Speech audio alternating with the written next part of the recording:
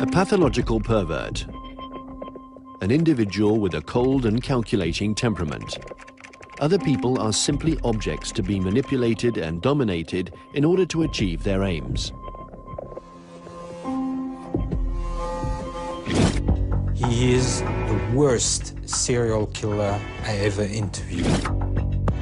He could look you right in the eye, and you know he wanted to kill you. And he'd smile, he had a smirk on his face. He was such a mixture, such a hodgepodge of different types of deviants. Cruel, inhumane, cold, and calculated as they come. During the many hours of interview with Gerard Schaefer, he was always full of smiles, very charming, but I knew I was in front of the darkest of any abyss, in front of Gerard Schaefer. I had literally the impression of a psychological rape on his behalf. What are you accused of? Well, I was accused of, originally accused of killing 34 women, but nobody has ever managed to come up with 34 names, jurisdictions, or anything else. It's a false accusation. And what is your conviction? I was convicted of killing 2 in Fort Pierce. I was never shown to be at the crime scene. There was never any link between me and the people that were killed, except the testimony of the mother of one of them. Stéphane Bourgoin says he felt that it was someone who was evil, because in his eyes you don't exist. The other person doesn't exist. The other person is denied their individuality and their humanity. This is a case of perversion that's rarely seen, thank God. Gerard Schaefer is condemned to life in prison in 1973 for the murder of 2 young women. The police will later attribute a further 34 victims to him. But they estimate that he may have killed between 80 to 110 people.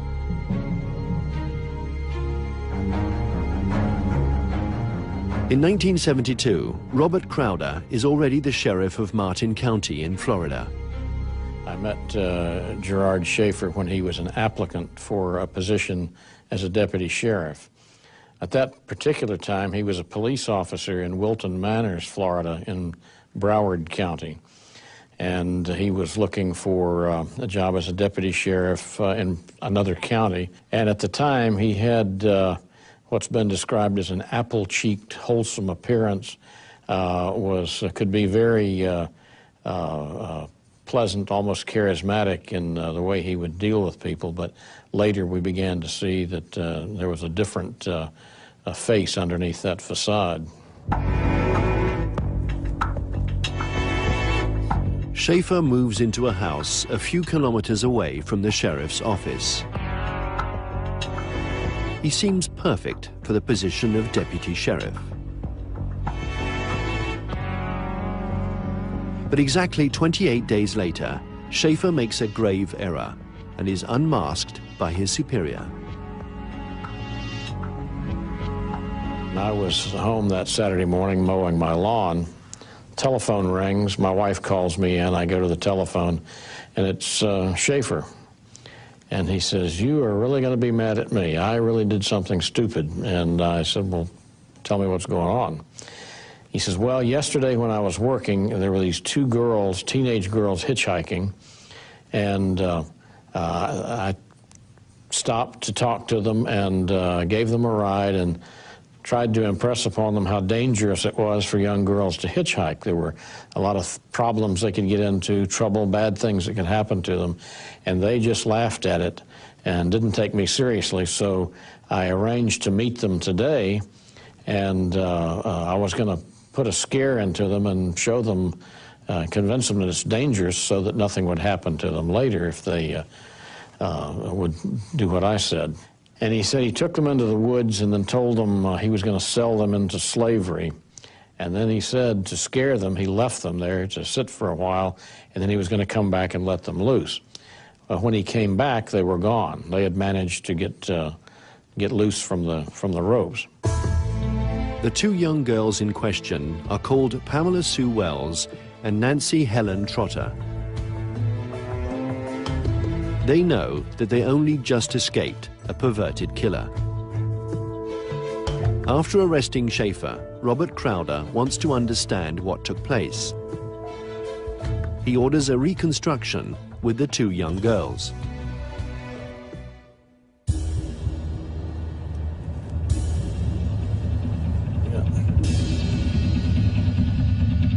What he discovers chills him to the bone. Taken to the undergrowth outside of town, Schaefer decides first to gag the two young girls before attaching their limbs, putting a rope around their necks and tying them to a tree.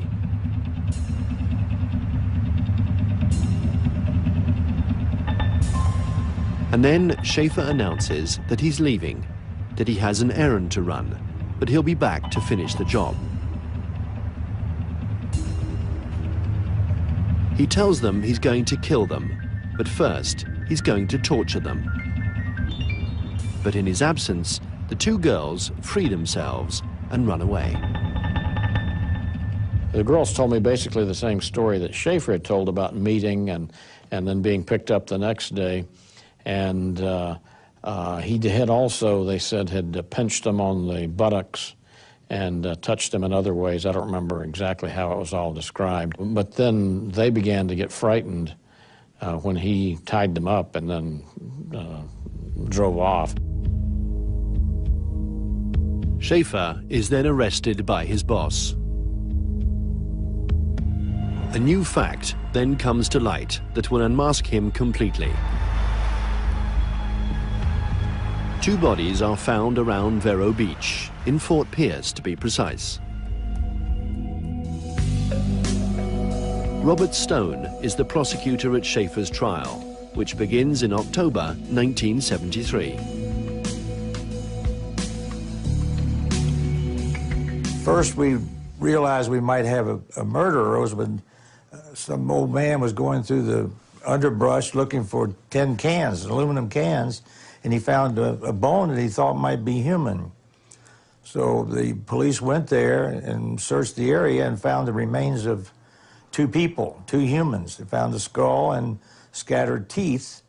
And almost at the exact same time, a mother of one of the girls who had been missing since September of '72 was going through the county, and she noticed the license plates, so she went to the tax office to find out if the plate number she had, if there was such a person in that county. And in fact, it belonged to Gerard Schaefer, who was in jail. Schaefer's apartment is searched, and what the police discover there is the final confirmation for them that he is guilty. And he kept souvenirs of all of his victims. And we found a little jewelry box that had souvenirs of several girls that had been missing in Broward County, which is a county south of here. And we knew that he probably killed those people too. During the search, in addition to jewelry belonging to the victims, the police find photos that the killer took himself before and after the murders. As in the case of Pamela Wells and Nancy Trotter, Schaefer uses the same modus operandi when he kidnaps Susan Place and Georgia Jessup. He takes the two young girls by force to the woods near some swamps that border the ocean. He chooses a clearing situated in the middle of the swamps, a few hundred meters away from the road and hidden from view. He binds them and ties them to trees. He'd make them drink alcohol, try to get them, drunk, photograph them, and he'd love to see them urinate, and because when they're hanging there, that gave him a big charge, and he just wanted to do everything he could to humiliate the women. The ritual is probably linked to the pleasure taken in domination. Moreover, the attack is usually done with a knife because then there's physical contact with the victims. So either with a knife or strangulation or even suffocation. So the victims are touched. And of course, he makes them suffer slowly. And the slowness is part of the ritual. And then after he killed them, he would, you know, have sex with them as long as they were able before they started decaying. And then he would mutilate them, and he would masturbate over their bones. What was characteristic with Schaefer was his accumulation of paraphilia. And what does paraphilia mean? Well, they're what we used to call sexual perversions. They're unusual erotic motivations that are not at all shared by everyone. In Schaefer's case, it was his excessive and very erotic taste for pleasure he took in his sadism against his victims. He was sadistic towards them by practicing bondage, the bands and straps that were found in his drawings and his actual crimes and at the scene of his crimes. But also he eroticized everything to do with fecal matter, that's coprophilia, everything to do with urine and urinary emissions, that's urophilia. He made his victims drink to watch them urinate, and he would photograph them, which is highly characteristic. He would, of course, get sexual pleasure from this, and especially there's this sadism, which is also an extreme and very dangerous form of paraphilia. And while Schaefer was accruing all this, he had a protective social facade, which made him a very dangerous individual. During his trial, Schaefer avoids the death penalty, which is suspended at the time in Florida. He is condemned to life in prison. Later, when he is still behind bars, he is officially connected to 32 other murders committed in the area, based on proof found in his home.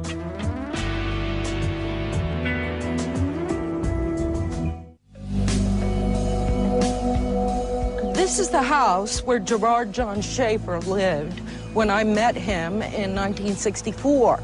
Sandra London knew Gerard Schaefer well. She dates him for a year, then loses contact with him and gets back in touch with him 10 years later when she finds out about his crimes. He always had two stories.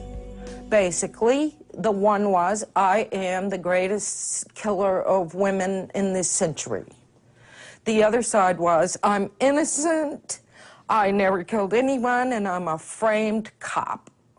And it was a wonderfully memorable moment. He leaned forward and spoke very slowly as he looked into my eyes. And he said, you don't understand because you're not a serial killer. When he was convicted of the two murders, Robert Stone connected him to 34 dead or missing girls that they weren't able to bring a case on. In dialoguing with Schaefer about that figure, he suggested, or he didn't suggest, he stated in a letter in writing that, that his own number would be closer to somewhere between 80 and 110. And he said, he went on about this at length. I mean, it's disgusting, but he was saying, how do you count a murder? If you have a victim gagged and they choke on their vomit, is that a murder? If you kill a woman who's pregnant, is that 2 murders or 1? So he raised that penumbra issue on the actual count of actual murders. Locked up in his cell, Gerard Schaefer takes his sins to an extreme and publishes short stories entitled Killer Fiction, in which he portrays his own crimes, using a novel as his alibi. The police also use these stories to connect him to other unsolved murders.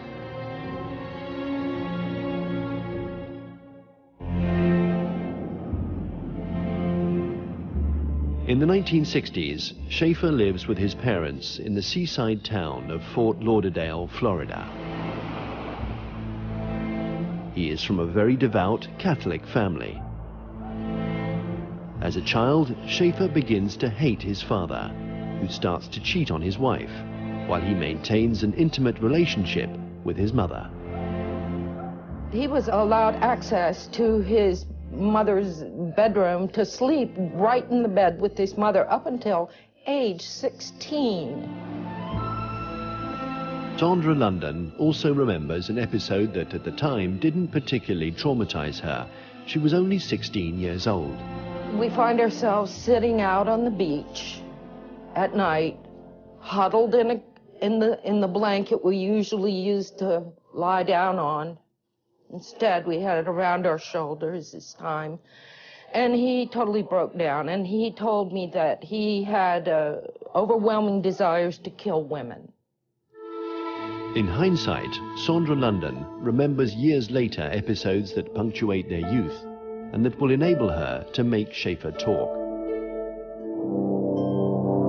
When Stéphane Bourgoin meets him in November 1991, Gerard Schaefer has been in prison for 18 years. He never officially confessed to his crimes, sometimes revealing an anecdote about the disappearance of some young women. He was content to play cat-and-mouse games with the law, who tried to make him admit his guilt. Stéphane tries a roundabout way to get him to talk. While I was interrogating Gerard Schaefer, he was pretending to be innocent. So I decided to adopt a new strategy. Since he was on Florida death row, he was meeting other serial killers like Ted Bundy, the most famous American serial killer. I was selecting specific crimes of Ted Bundy, which were exactly similar to those of Gerard Schaefer. And you can see now how he's, in a kind of way, admitting his crimes. Was he reliving all the time his murders? Well, I wouldn't say all the time, but I took the... he told me that he had followed my case in the detective magazines, and that he had killed 2 girls in Washington as a copycat crime, so to speak, on the place in Jessup. And I think those were Ott and Naisland. And he would tell me that he took them up on the logging road and strangled them and had sex with their corpses, and went back and had sex with their corpses and cut off their heads. Like, it's a tribute. And I'm thinking, you motherfuckers that wrote that. I said, here's the guy who read it, believed your bullshit, and went out and did something like this. And now, he's like bragging to me. It wasn't exactly a brag, it was like a tribute. How many did you get, really, Jerry? I said 34. Did you get all of them? Yeah, private graveyards. I said, Dad, I'm the best. I said somebody like that, right? What can you say? You're left without any kind of rational response because of you saying it. It's all bullshit. It's not. It's not. No. And he knew. But he had lived it. And I hadn't lived it, except through what was written about me. And he was doing it based on what he had read. So he had 36. He wanted to be the best. And he was obsessed because they said I had 34. And he was afraid that I had ones that he didn't know about. See? And he was always trying to get me to say, no, that's all I got, 34, you know. But I never would say that. I discerned that he was concerned about the number. And it was my own way of needling him back by saying, I'm the best, Ted. You're gonna fry, and I'm gonna be here. And I'll be the best, just like they said. The number 1. Mr. Stone had it all right. The best there ever was. And you're nothing. And he'd just go crazy. Can't be. And I'd take out my little thing from the Palm Beach Post. I said, read that, man. Cult. First page. Palm Beach Post. Cult. I'm the leader of the cult. He don't. Can't be. He was a sickie. Il y a des éléments de perversion qui sont manifestes. There are certain elements of perversion that are demonstrated and connected to the pleasure he takes at certain times in telling his story true. But at the same time, he wants to be better than the best.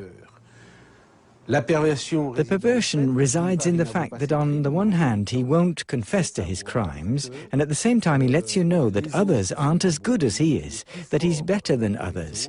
And if you look closely, you can't think that at the point where he licks his lips, when he runs his tongue on his lips, he doesn't extract great pleasure from it, since at the same time there's a particular intensity in his eyes and in the lowering of his voice, which shows the pleasure he still takes in a certain way in reliving these experiences. As with all serial killers, Gerard Schaefer set his heart on prey that was systematically weaker than him. Young women who are easier to catch. According to the studies that have been done on serial killers, they're not courageous, contrary to what literature or movies would like us to believe, where they're either shown as courageous or extremely intelligent. Neither one is true. Serial killers are people who attack victims that are weaker than themselves. Generally, they attack women or young men. They're armed, and the victim is going to have a lot of trouble defending themselves. They don't attack someone who is stronger than they are. I'd like to point out that they aren't warriors. They're people who are often afraid of others and are actually considered to be nice people in their everyday life, probably because conflict is not necessarily something they find easy. They're people who are going to avoid conflicts with people who have a certain power. On December 3rd, 1995, Schaefer is killed by another inmate who stabs him 40 times.